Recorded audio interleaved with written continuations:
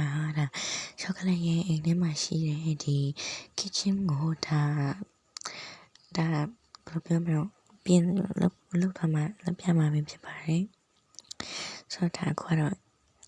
ဒါချောကလက်ရဲ့ခရီးတာကိုပြတာပဲဖြစ်ပါတယ်ဆိုတော့အခုချောကလက်ကနေပြီးတော့မှဒါ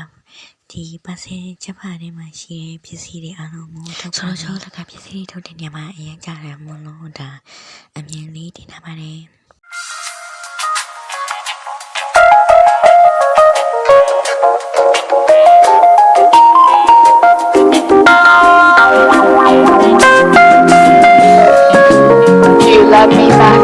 kitchen ထဲမှာဒါနေရာချပြီးပြီဆိုတော့ kitchen ထဲမှာတော့တွဲပစ္စည်းတွေကိုဒါနေရာပြန်ပြီးတော့ဒါနေရာပြန်ချပါမယ်ဆိုတော့ဒါအစားအသောက်လေးတွေလည်းထည့်နေရဖြစ်တဲ့အတွက်နည်းနည်းတော့စားတော့မယ် so sorry guys